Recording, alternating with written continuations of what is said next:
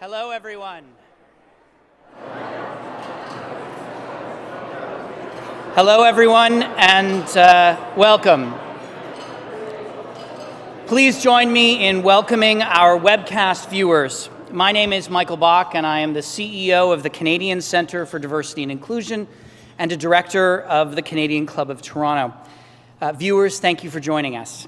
Our club is proud of our track record of bringing you decision makers and thought leaders to discuss the issues of the day. We continue to attract guest speakers to our podium. We work hard to bring you not only a diversity of ideas, but a diversity of speakers as well. The digital age has not slowed us down either. We invite you to visit our website at canadianclub.org, where you can learn more about our upcoming events, purchase tickets, and become a Canadian Club Toronto subscriber to receive special benefits. You can also sign up for our newsletter so you're always up to date on the activities of the club. I also want to acknowledge our event sponsor, McCarthy Tetro, represented by Awi Sinha. It is because of the generosity of sponsors like McCarthy Tetro that we're able to put on events like this.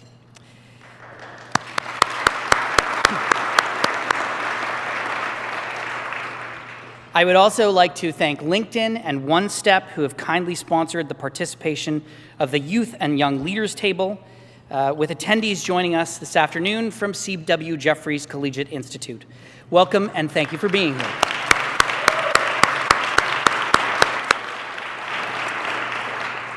It's time to introduce our speaker. Employment, workforce development, labor.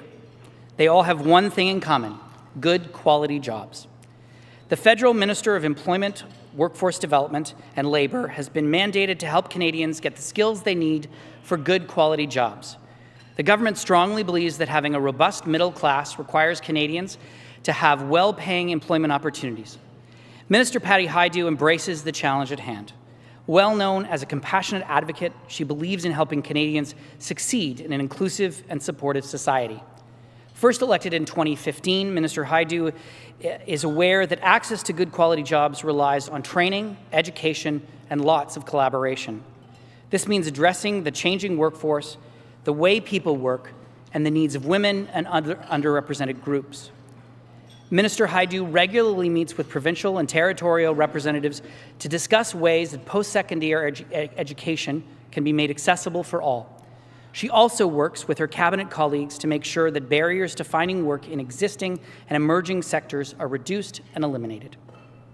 Elected Member of Parliament for Thunder Bay Superior North, she was appointed to cabinet as Minister of Status of Women shortly after election. In January of 2017, she was appointed to her current portfolio. Before entering politics, Minister Hajdu worked in public health, focusing on drug policy, youth development, and homelessness. She also ran the largest homeless shelter in northwestern Ontario. Minister Hajdu, I'm pleased to pass the Canadian Club of Toronto podium over to you.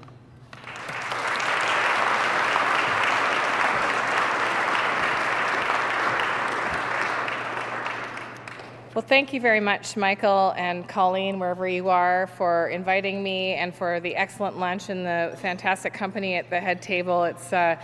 I see people I've worked with before in so many different ways, either through politics or even prior to politics. So it's wonderful to be here with you on the traditional territory of the Mississaugas of New Credit and Huron-Wendat.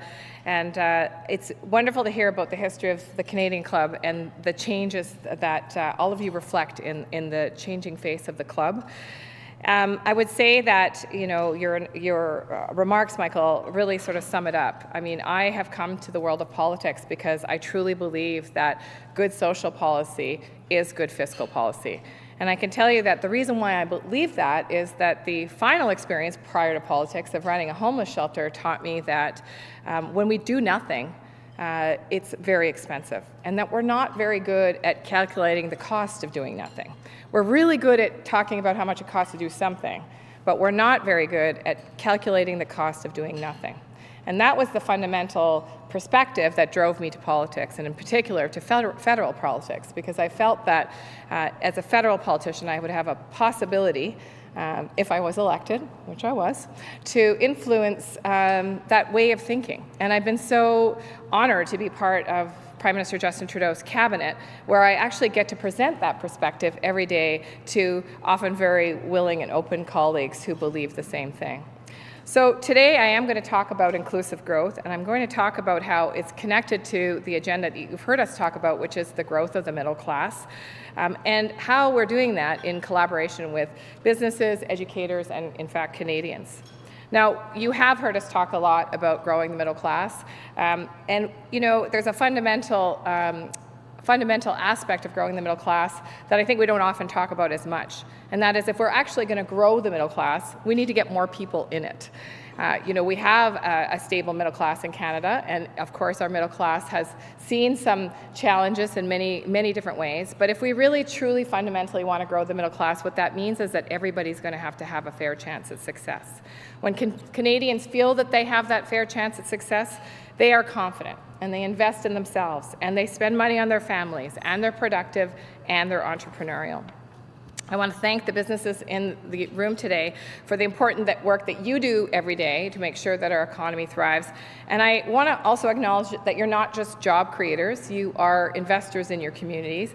And the reason I say that is because when I ran the largest not-for-profit homeless shelter in Thunder Bay, we were only able to do that through the generosity of businesses in our community, whether it was donations of money or time, whether it was board members that took time away from their very busy schedules to help us reach our fundraising goals.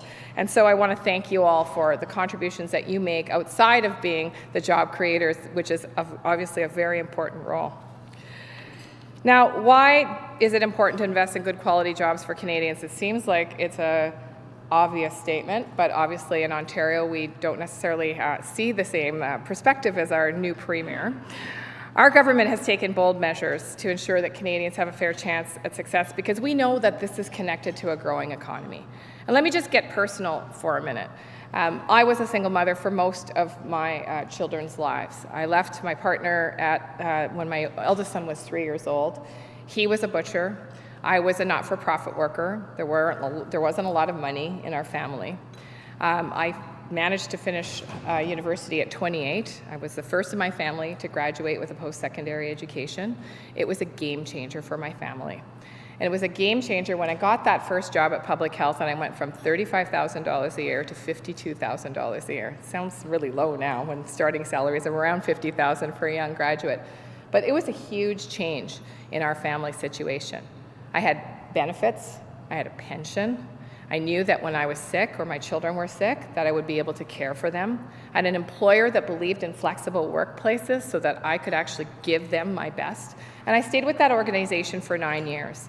During that 9 years, I was able to develop a drug strategy for the City of Thunder Bay, which was unanimously adopted by City Council. I was able to achieve a lot of goalposts for the organization that took a chance on me. And not only did it change my life and my earning potential to work for an employer that valued my contributions and that understood the tensions between work-life balance and helped me to make that work, but it also helped my children because my children were elevated out of a lifetime of poverty, and because I was a first grad, I could actually give them a vision of post-secondary education, and they are both now college graduates as well. And so, yes, go ahead and clap. And I tell you that story because I think that's the story that we're trying to replicate through the work that we're doing. What we're trying to do is actually take people who have given up hope that their life will be any different, that the lives of their children will be any different, who are in subsistence state, sometimes less than subsistence state, who are relying on services and contributions from a variety of not-for-profit organizations who are often tapped out. Think of the lost potential. You know, we've got one of the strongest economies in the G7 right now. The middle class is doing better thanks to things like the Canada Child Benefit and the middle class tax cut. More than 500,000 jobs that you've all collectively created in the last 3 years. Unemployment is at 40-year lows. Now, as the Minister of Employment and Labour, when I travel around the country, I hear a new problem, which is where do I find that talent? How do I keep the people that I have invested in? What am I going to do about this new unit that I want to grow, but I can't find the people? even from the not-for-profit sector, how do I find support workers? There's not enough. We have an aging population. So everybody's fighting for this talent pool. And so we have a new problem. And the problem is that we're going to have to dig deeper. We're going to have to dig into every bit of talent that we're leaving on the table. We have to make sure that if businesses are going to remain competitive and have opportunities to grow and innovate, that they have a trained workforce and that we've truly dug to the deepest wells of our talent pool as a country. We just can't afford to leave anybody behind. And the pace of technological change is rapid, and people need an opportunity to develop new skills and new opportunities in the workforce.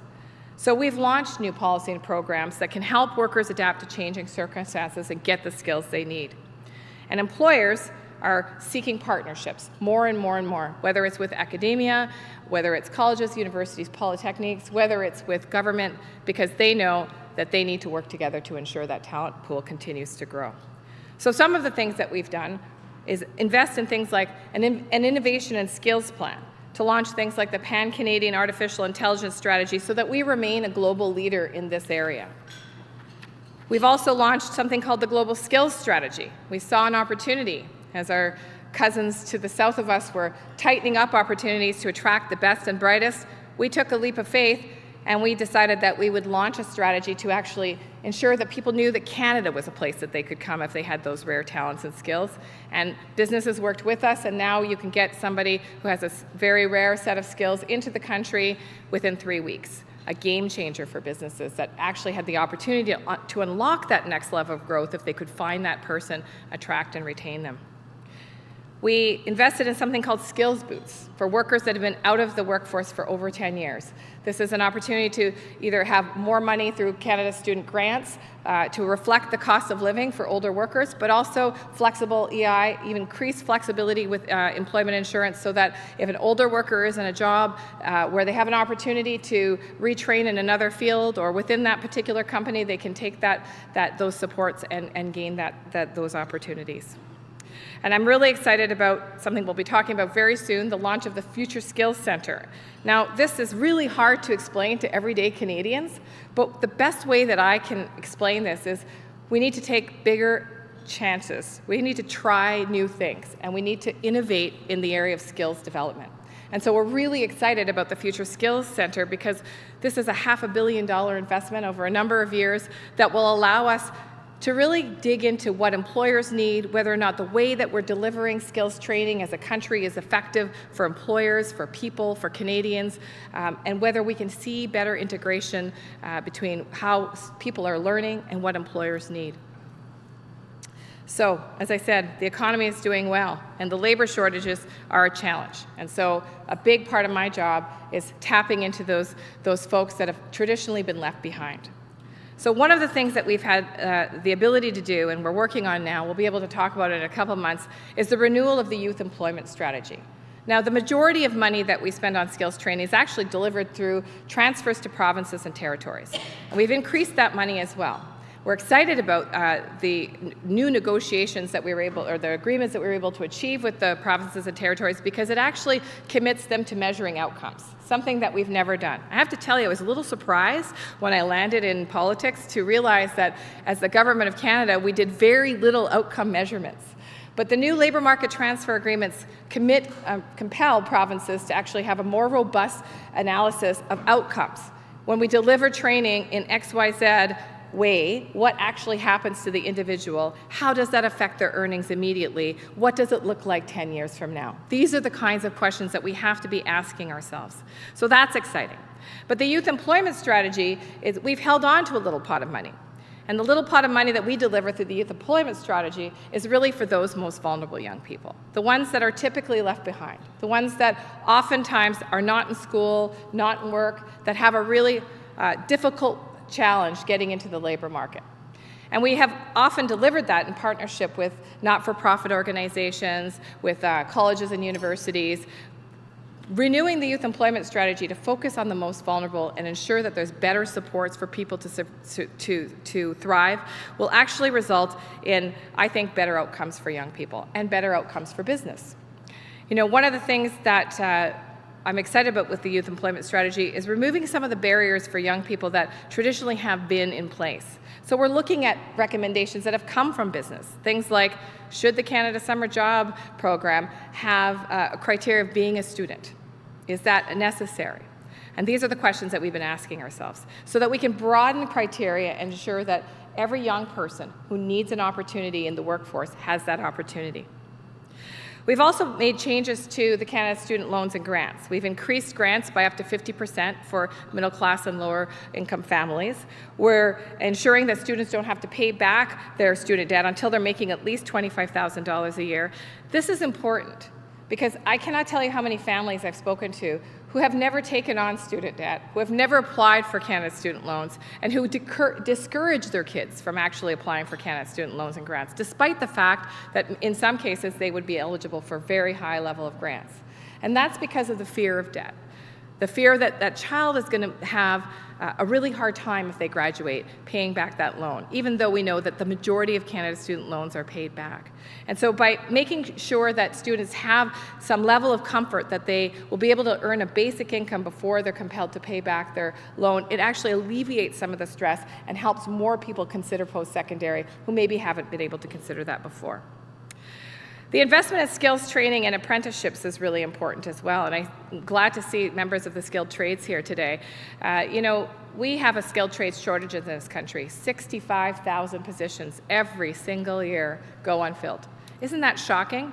And those are the people that we rely on, the people who build things and fix things and innovate and engineer, the people that drive cranes and you know, build pipelines and big buildings. These are the folks that we need.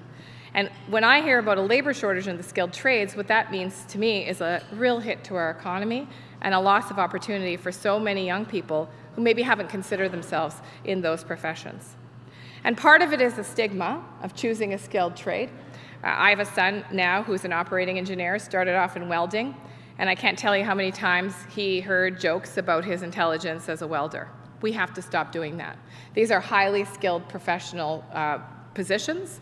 As a matter of fact, most of the business owners in Northern Ontario, where I come from, own the plumbing shop, own the electrical shop. They are the ones with the camps and the car. We call them camps, cottages, cottages and cars and great lifestyles. We have to stop stigmatizing the trades, and we're helping with that by investing in union-based training, for example, making sure that unions have up-to-date equipment that reflects the needs of trainers today, but also supporting unions to find members of underrepresented groups that maybe haven't seen themselves in the skilled trades. They're still very male-dominated. There's only about 4% women in the skilled trades overall. And so we want to change that number, and unions are working really diligently with us to make sure that they are opening their doors to anyone who can see themselves as having a potential pathway. So our focus, as I said, is creating a strong and resilient middle class, ensuring a fair chance for people. We believe this is good for people, this is good for the economy, and it will help address some of those labor shortages that employers are talking about. And making sure that everyone has access to skills training will give Canadians confidence that their government has their back as well. The second most frequently asked question that I get is, now that I've found the talent, how do I retain it? What am I going to do in this tight labor market where it's so competitive that employees are leaving? Well, I'll say that smart employers already know the secret to this. You know, they do provide flexibility. They do provide great benefits. They do provide rates of pay that are competitive, and they make sure that people have opportunities to continually develop. They encourage innovation. They encourage collaboration. But not all employers know this answer, and so to level the playing field, I've recently introduced changes to bring federal labor standards into the 21st century that will help support good quality jobs and help with that issue of retention. Most of you are probably familiar with these standards. There's standards obviously provincially, but in the federal, they're the same, federally regulated standards. They set minimums with regards to working conditions such as hours, wages, leaves, holidays, etc., for the federally regulated sectors, which is private and public. Many employers, as I said, already go over and above the minimum standards, especially in the federally regulated sector where we still have a high rate of unionization and many employers that are working in a very competitive setting. But for those employers that don't actually have that competitive setting, who are relying on the standards as the base minimum, these standards are really outdated. They weren't actually renewed since the 60s.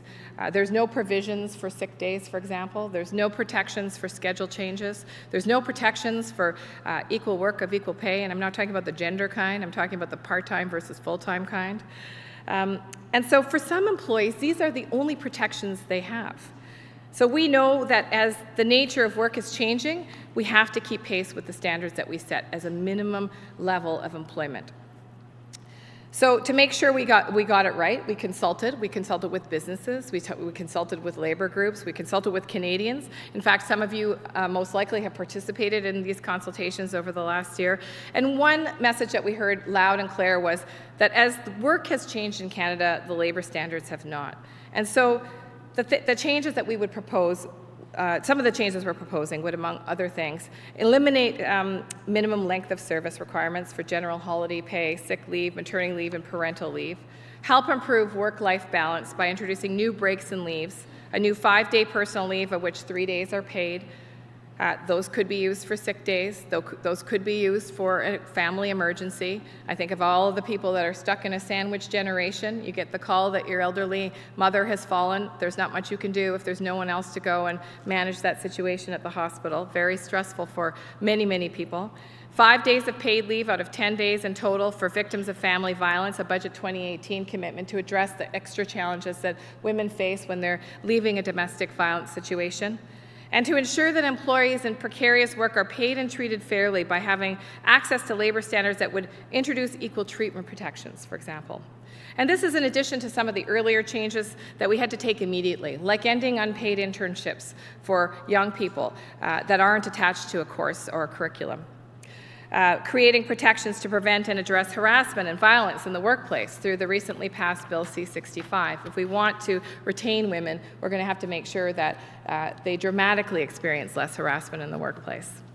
And as we consulted, it also became clear that there were a number of really complex issues that we weren't going to solve with this round, but that deserved study and more examination.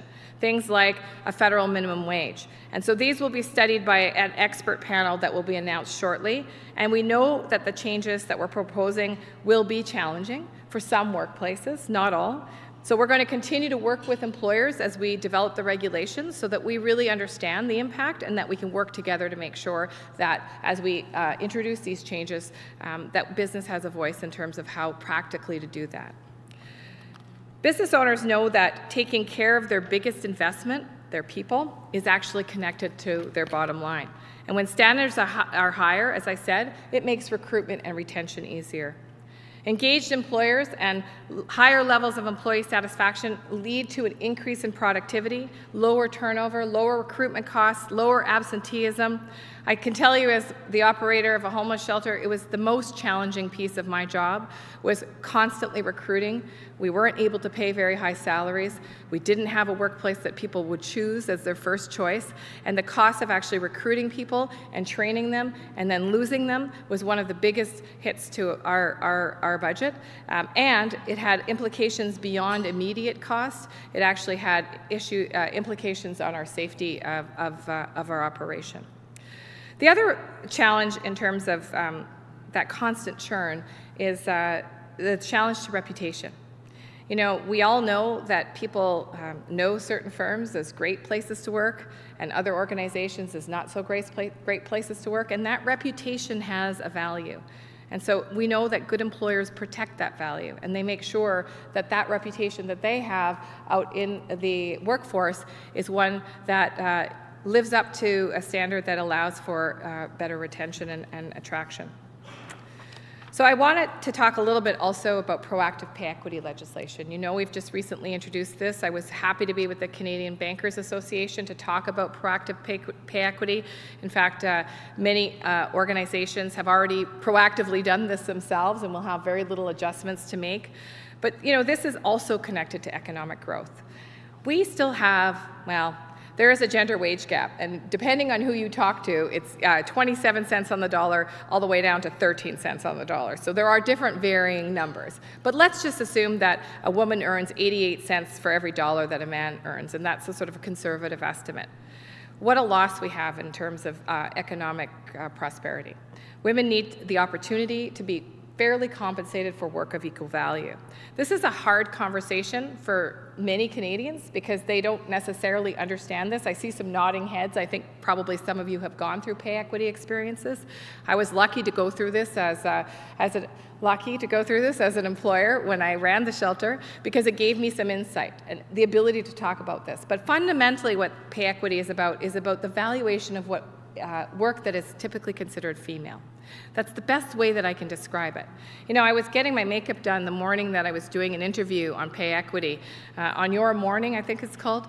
And the woman who was doing my makeup, I asked her, I always talk to the people and the professionals I interact with in federally regulated places because I'm curious to know how they picked that job, what did they have to study in order to do it, how they land at this particular employer. So I was asking these questions, and so she had, gone through a series of college courses, and she had a diploma in cosmetology, or she was an esthetician, et cetera, et cetera. And we had this great conversation about pay equity and what it meant. And then I went and I got mic'd up by the guy who does the sound. And I asked him some similar questions. And I'm pretty sure that when a pay equity process goes through, those two jobs may be very similar in value. And I'm pretty sure that the cosmetologist or the esthetician is getting paid less. And that's because that job has always been considered female. And that's the best way I can describe pay equity. Two jobs that have similar complexity, similar levels of training and qualifications that are required, similar levels of responsibility, and one's paid less solely because it's mainly females who have done it historically. And we have typically and continually undervalued the work that women do. And so that's why I'm so excited about pay equity, because it will open up a broader conversation about how we value women's work. And it's a very exciting conversation to have. So I think our approach is striking a balance based on feedback from employers and unions, employees, advocacy stakeholders.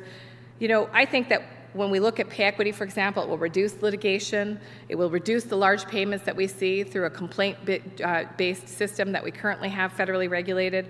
I think that, the changes that we're making to the labor code are going to actually result in a more level playing field for employers.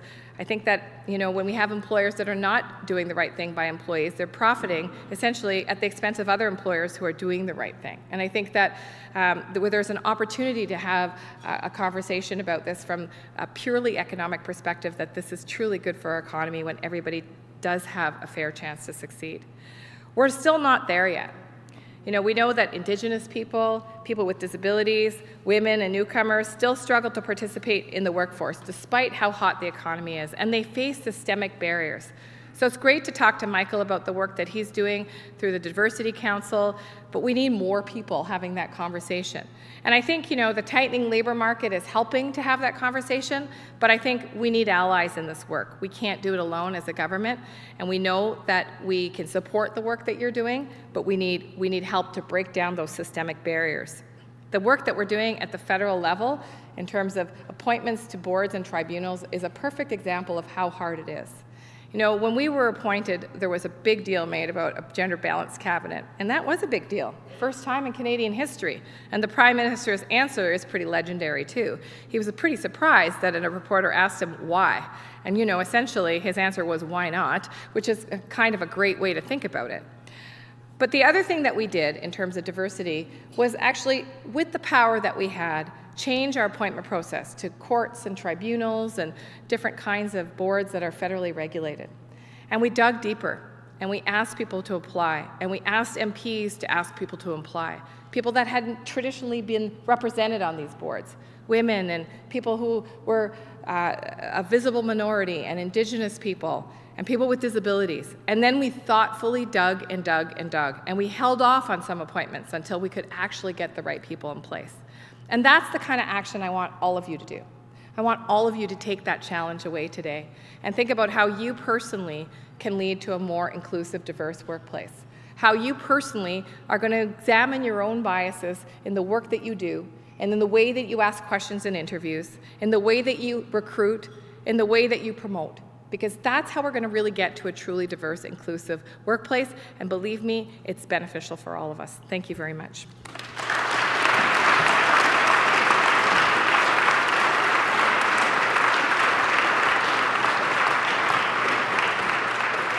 Thank you so much, Minister. Some great comments there. We're going to turn to questions from the audience. I have a few already. If you haven't, there are cards on the table. Please write your questions legibly for the guy who didn't bring his glasses. So the first question we have here is, how will we ensure that literacy and essential skills are incorporated into the rollout of inclusive growth plans? Oh, great. Well, that's a great question, and it's going to sound like I've done everything in my background, but I actually worked for an adult literacy group for a very long time in my younger years, and it's a very critical question. And I think when we're looking at reshaping things like the Youth Employment Strategy or the Aboriginal Skills Education Training Fund, which is money that's dedicated for First Nations training, one of the key things that we've heard over and over is we need flexibility in the way that we deliver the programming. You know, not everybody comes to skills training from the same place. And the way that government likes to design programs often is making it easy for us to assess the program and whether or not they fit a very strict set of criteria. You know, for example, with SkillsLink funding, which is really about helping the most vulnerable young people, there's a criteria around how many people will you have in your program? What is the gender breakdown? How many people will finish your program? And it's very formulaic. And so organizations are driven to sort of meet the metrics, if you will, rather than asking organizations, what do you need? How long would it take you to take an individual from point A to point B? What's the best way to serve the clients that you work with? You're working with very vulnerable young people. Is 26 weeks long enough? Is the way that you're delivering your services appropriate for that population? And so the work that I'm doing as Minister of Employment is actually reshaping things to restore control, for example, to Indigenous communities who know their people, who know how folks learn, and who know how long it takes to get from before a high school diploma to becoming a nurse, for example, and allowing them that runway to work with individuals to really understand what their own particular barriers are, and that would include literacy. Thank you. Right, thank you. So we have a question from one of the students at CW Jeffries, Mosab, who I understand has been in Canada for 4 months. So welcome. I think From that's Afghanistan. From Afghanistan. Yeah, fantastic. So I'm a new Canadian, and I would like to know how a hardworking student can be sure of getting a good job after graduating from university. Wow, that's a great question. First of all, welcome to Canada. I know I said that to you earlier, but we're so glad you're here. So let's give them a round of applause.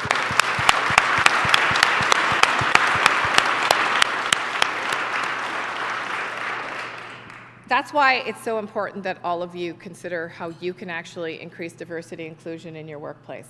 Because we have newcomers, we have people with various barriers, whether it's because they're new to the country, whether it's because they are a visible minority, whether it's because they have a disability, who desperately want to participate. They want to be a great employee. They want to add value to your businesses. They want to contribute and innovate and grow and become entrepreneurs. And we are doing ourselves a disservice if we don't allow young people like this to participate to their fullest capacity. So the work that we're doing to make sure that you have the supports through student loans and grants, supports through training programs, work experience through paid co-ops, all of that is important. But if that person cannot find an organization that will see beyond someone's color or physical ability or indigeneity and gender, then all of that investment is lost. And that's why these conversations are so important. And so I want to thank you for asking that question. It also allows me to talk a little bit about immigration. You know, I'm here as the skills minister, as the person who's talking about employment and skills and training. But there's a really dangerous narrative going on right now, and I'm sure you're all aware of it. And that is a decidedly anti-immigration conversation coming from the other side. And I can tell you that it is entirely opposite to what I'm hearing from business, who is saying, more please, faster please. Even if we get all that talent trained up, it's just not enough. And so I need you to all be partners with me in saying that the narrative of immigration being a bad thing for Canada is not tolerable. That we cannot continue to meet our market needs, our labor needs, our growth targets if we don't welcome people from Afghanistan in, if we don't welcome people from Syria in, if we decide that we're going to reduce immigration levels, like Quebec has recently done, despite the fact that they have the lowest unemployment rate in the entire country. So it's a great question, and thank you for giving me an opportunity to talk about another really important part of meeting our labor needs as a country. Thanks.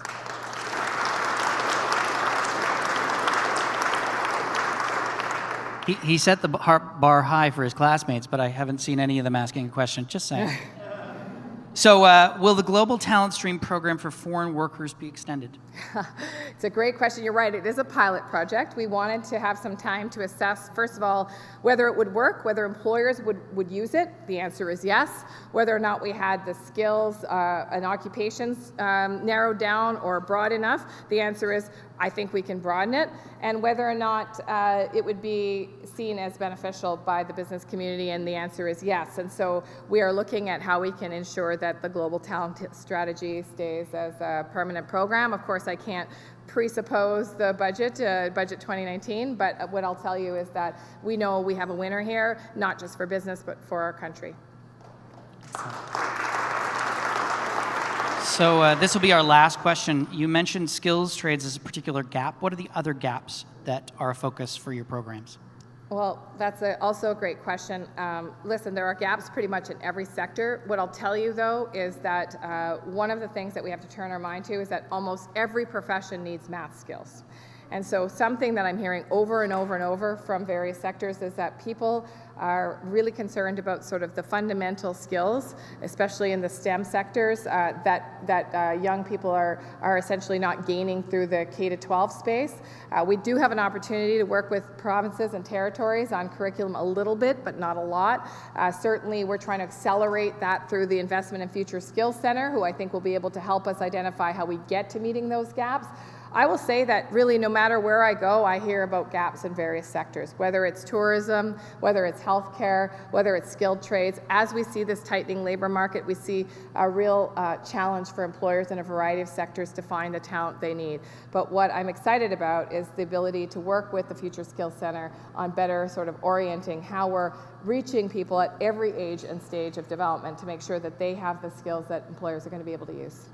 Thank you very much. Please help me in thanking the Minister.